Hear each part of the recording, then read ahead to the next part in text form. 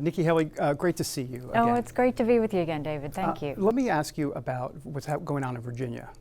This has been a fascinating race to watch. What are some of the lessons you think we can take away from what Youngkin has been able to do in Virginia? This idea that it's been a close race for a while, even though Joe Biden obviously winning by 10 points in 2020 in a blue state. What's your take on all of that? Well, I was on the ground in Virginia when this campaign started. Mm-hmm. I've been on the ground in Virginia since then. I was just there a week and a half ago doing a fundraiser for Glenn and also helping the Attorney General there. This is not so much what Glenn Youngkin did as what the parents of Virginia did. Mm.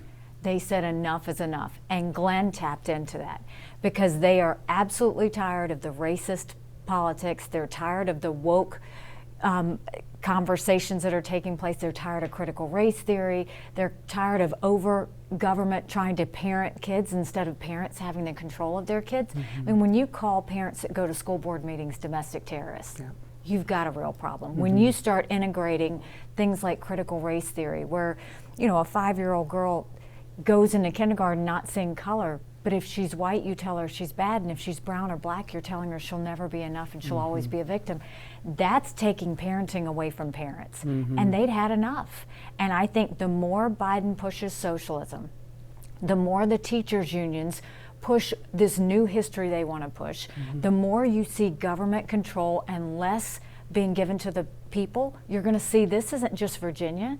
This isn't just New Jersey, which mm-hmm. I think we're going to see some good numbers there. You're going to see a wave. You're going to see a wave into 22 where people are saying this is not what we said we were in for. Mm-hmm. And I think we're going to take the country back. Interesting. So you believe that the Republicans will win the House in 2022 as we move forward here? I think we're looking at the Senate too. Mm-hmm. I think the more mm-hmm. that Biden and Kamala speak, the less that they do, which they're not doing much, mm-hmm. and the more trouble they cause, the better they help Republicans going into 2022. What's the real issue here as it relates to what Democrats are trying to do to the country fundamentally? I mean, we're talking about, we hear socialism, Marxism, right? This idea that someone's values are going to reign supreme. Do you see this as a fight between traditional Judeo-Christian principles and Marxist principles that the left wants to implement in this country? I think they're trying to change the foundation of our government. Mm-hmm. I think this is creating socialist rule and government overreach. That's what they're trying to do. They want government to tell your kids what they're going to learn. They want government to tell you whether you work or whether you don't. They want mm-hmm. government to say, no, you shouldn't be married. We'll pay you not to be married. They want government to tell you all of these things mm-hmm. and control your life. And that's not what we want. That's communist China. We want to make sure that the freedoms are in the hands of the people. Freedom of speech, freedom of religion, freedom to do and be anything you want to be without government getting in the way. Mm-hmm. But this is an example of what happens when you allow socialism in and when you put government control in. Mm-hmm. And what you get is a response from freedom-loving people saying, this is not our country. This is not what we asked for. We've got to rein this back. Just recently you had some comments about the Hate America crowd. You know, that there is a Hate America crowd out there, and if you think about it, that type of pandemic of hating America is worse than the virus of COVID that we've seen. Explain the Hate America crowd. What's the concern as it relates to this pandemic that's kind of overtaking this country from a people that really don't like this country? I think there's this self-loathing of America. You know, they're all looking at what's wrong with America. They're all looking at all the issues that are bad with America. What I'll tell you is, if you look at those Haitians under that bridge, mm-hmm. those Haitians weren't there because they wanted to come to a racist country. The Haitians weren't under the bridge because they wanted to come to an evil country. The Haitians were coming to America because they want to be free. Mm. That's what that is. And, you know, did we have bad things in our past? You know, was slavery a part of the development of this country? Were women held back from voting as part of it? Yes, but we grew and we got better. Mm. And we're not perfect, but every day we get better. And to try and suddenly shift who we are as a country and who we are as a people is going against literally what every other people in the world want to have. Mm-hmm. I was at the United Nations. I spoke to all of those countries. They loved the freedoms that we had. They loved the opportunities that we had. So there's not anyone that can tell me mm-hmm. that this country is evil or racist. I am a total example of how it's not. Mm-hmm. You know, here I grew up the daughter of Indian parents who started with $8 in their pocket because they wanted the promise of America for their kids. And if this was a racist country, I never would have been elected governor. I never would have been had the opportunity to represent America on the world stage. I know the greatness of America, and I think the people know the greatness of America. What you have is bureaucrats and elected politicians who think they know better than everyone, who want to rule America. It's like an elitist mentality. But that's not who we are. Yeah. And I think that's what you're seeing the people push back on. Talk to me about I don't want to call it the infighting in the Republican Party, but clearly, you got the Trump MAGA folks, and then you have the folks like the Adam Kinzingers and the Liz Cheneys. What has been your view on some of the schism that we've seen? Specifically, I'm asking you a question about the Liz Cheneys and the Adam Kinzingers, who are considered rhinos. And I know we always talk about a big tent policy in the Republican Party, but there are some folks that have clearly made a delineation to say, we're not with this kind of Trumpism, this MAGA crowd. What's your take on that? Look, I don't buy into this division in the Republican Party. You're going to have one-offs, yes. But I will tell you, find me a Republican that doesn't think what's happening on the border is horrific. Find me a Republican who wasn't embarrassed by what happened in Afghanistan. Find me a Republican who thinks taking the sides of teachers' unions over our kids is a good way to go. Find me a Republican that doesn't think that this inflation is not transitory and this really means something. I think Republicans agree on a whole lot of things. And I think that the first thing they agree on is Joe Biden shouldn't be president. The second thing is they know the only way to stop the bleeding is to win the House and win the Senate. And I'll carry it a step further is don't forget our governor's races. So, what I've been doing with Stand for America and making sure we're out across the country is we're going to change this. We're not going to wait till 2024 to change this. We're going to do it with every single governor's race. We're going to do it with every House seat. We're going to do it with every Senate seat. And we're going to empower the people back to say, this is not what we want. And Republicans get it. They do. And if you look at Democrats, they are now the Socialist Party. They're the ones that want to pay people to sit on the couch and not go to work. They're the ones that want to pay people to not have their children be educated in a way that teaches them everything, the good, the bad, and the beautiful parts of America. Find the Democratic Party where they think the answer to everything is spending. Look at what the Democrats have done, and you want to talk about infighting?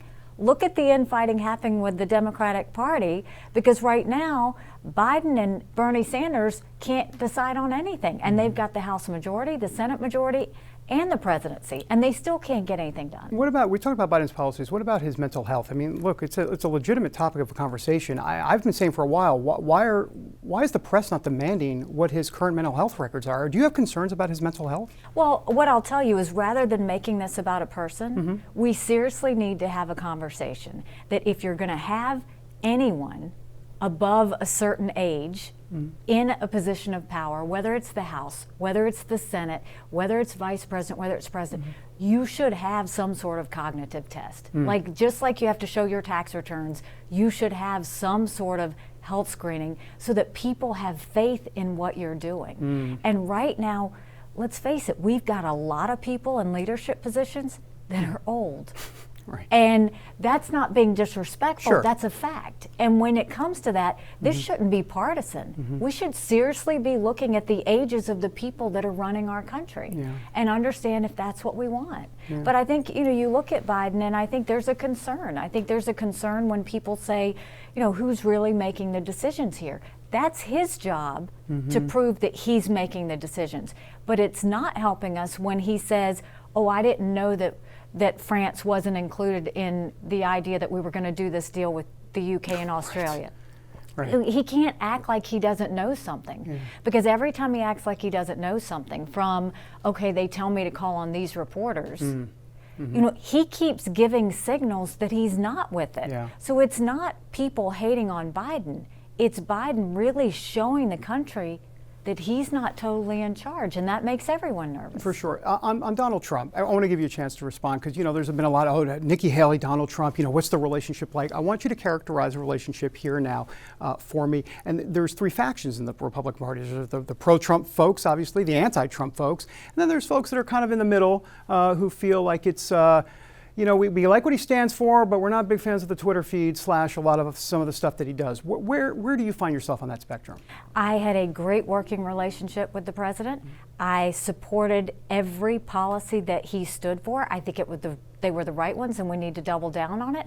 But I call it like I see it. Like on January 6th, when I don't agree with something, I'm going to say it. I don't agree with my husband 100% of the time. I'm not going to agree with somebody else 100% of the time. And when I say it, when I see it, I say it. I've always said truth to power. I did it as governor. I did it as ambassador. I do it with my friends. I'm going to call it like I see it. I'm not going to swing with the wind. I'm going to tell you what I feel and what I think. And that's what happened. He's still a friend. He's still someone that I think was a good president. He's still someone that I was proud to serve to really move foreign policy in our country, and I stand by that. What if he runs in 2024? How do you feel about that? I mean, I've said that, you know, if he runs in 2024, I'm not going to run. I appreciate the fact that, you know, that he gave me the opportunity to serve the country I love so much. But at the same time, I think that's a big conversation that he needs to think about and that he needs to have in terms of whether he wants to do that. I don't know anyone that was vilified more and he didn't get an ounce of credit. And I know that he and his family suffered a lot. He's going to have to make that decision, and I think that's his decision to make. Yeah, a lot of hot spots around the globe. We have limited time, but Israel, obviously something very, very important to you, or a country very, very important to you. Where do you see the future of Israel right now? What should people understand as it relates to Biden being president and the implication that'll have for Israel as we move forward here? That Israel is one of the best friends we'll ever have. We agree on democracy, we agree on human rights, we agree on our family values, on everything else. And Biden literally is calling that into question. When you go and fall all over yourself to get back into the Iran deal, where Iran literally says every day, death to America, death to Israel, there's a problem with that. When you go and allow your party, the Democratic Party, to kill the funding of the Iron Dome that actually protects all people, you are sending a strong message about what's going on with Israel. So, you know, I think that there's a real disconnect. When I was in Israel back in a few months ago, I met with the government officials, I met with the people on the ground, and they asked me if the Democrat Party was anti-Israel. And I said, America is with you. The Democrat Party's not anti-Israel, but there are a few, and the Democrats going to have to decide how that's going to lead the party. Well, when they voted against the Iron Dome, they pretty much told Israel that Democrats are not for supporting Israel.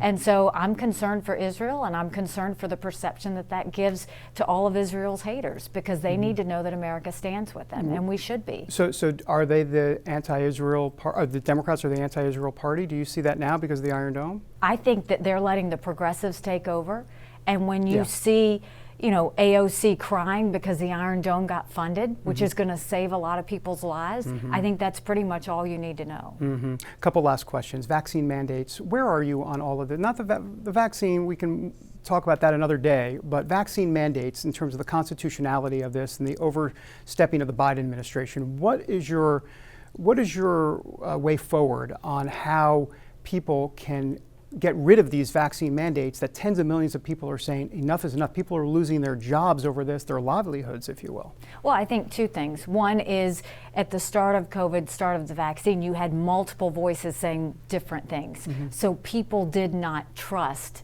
what they were being told. Secondly, I think that every person has the right to make that decision for themselves. They have the right to make that decision for their families. And mandates are not what America does. You know, I equate it in a way to when I was governor of South Carolina. We had hurricanes.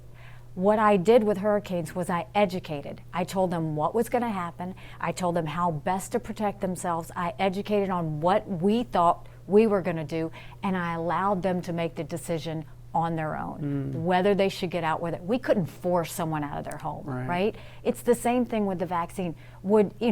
Did I get it? Did my family get it? Yes, we got it. We thought that that was the right decision for us. But if you ask a woman who wants to get pregnant and she's worried about it, or you ask a parent whose child might be compromised and they're worried about it, that's a personal family decision. You can't force someone to do something. And I think that really the administration missed it, because if they had educated with one voice and given people options, people will make the decision that's best for them. Yeah. And I think that still should be the case. They lost the trust, if you will, because Biden has actually said, "We the government." I mean, he's actually said the words, "We the government," and that, I think, tells you everything you need to know. That's not America. No, for sure. Last question, the spiritual CBN question, if you will. Where are we heading as a nation? What spiritually needs to happen in this country? Because there are so many people that are despondent. They're frustrated. And it's not about Biden necessarily, though that's a big part of it, but you talked about Marxism, socialism, where this country is heading. What's the answer specifically? Because a lot of people, this idea that you can have a new administration come in and that's going to be the be-all, end-all, we know it's not going to be that. So what is the answer, though? To me, sometimes you have to hit rock bottom to know where up is. We have to start looking up. And then we have to start being part of the solution. And that's the way I look at it, is, sometimes God sends us these little messages. We have to be smart enough to respond to it. And I'll tell you, hating each other isn't the way forward. Trying to be part of the solution is the way forward. So we need to start telling what should happen, not just say no to Joe Biden, not just say no to Kamala Harris, but we need to say, look, we have to start vetting and screening who's crossing the border. We've got to have process. We are a country of laws. The second you give up being a country of laws, you give up everything this country was founded on. So law and order must prevail in all things. You don't suddenly give immigration, illegal immigrants, a pass and money to stay here. You say, no, you follow our laws. We have to start thinking about our kids. We've got a whole generation of COVID kids who literally lost a year to 2 years. And if a child was in 3rd grade, they lost reading, they lost fractions, they lost science. Do you think a teachers union's gonna say, hold that child back? No, they got moved forward. 65% of American children in 4th grade are not proficient in reading. Think about that, 65%. Yeah. 30 countries are above us in math. We need to start being the answer to that younger generation. We've got to start being the answer of how we should treat each other. We've got to start being the answer of what freedom in America looks like and exemplify that and fight for it. We should never forget what this feels like. We shouldn't get arrogant. Republicans shouldn't say, oh, we're going to automatically win in 2022. We should do the hard work to make sure not only do we win in 2022, but we show what America really was meant to look like in how we treat our people, and how we enforce our laws, and how we move forward. And as we wrap up, it comes full circle to where we began, which is in that Loudoun County type suburbs, CRT, and this idea that liberals are trying to win over the next generation, the kids. Do you see it that way? Do you see this as a fight over the kids? I do, because look, we were talking about this on college campuses, right? Now this is an issue in K through 12. And what we have to make sure that we do is the Department of Education basically doles out money based on what you teach. So they'll say to a state, if you teach this, we'll give you this much money. If you teach this, we'll give you this much money. If you teach CRT, we'll give you this much money. So states are teaching to the money, they're not teaching to the child. We have got to get back to the basics. The basics of history, the good, the bad, and the beautiful. The basics of science, the facts on the ground. We've got to get back to what we need to do to empower our children to be the best generation we've had yet, and give them the skills for the future workforce that we're going to need. We can't sit there and complain about it. Let's do something about it, and let's win, because winning is what we know how to do when we're focused. Right now, we look so distracted in the eyes of the world on so many different things. They love that we're fighting over race. They love that we're having these cancel culture issues. They love that we're sitting there and not getting along. You blame who for that? Well, I mean, I think that we've watched this division happen over time, and then I think COVID just exacerbated that. And I think social media added to that. So what we need to do is say, okay, let's not hate on each other. Let's start leading.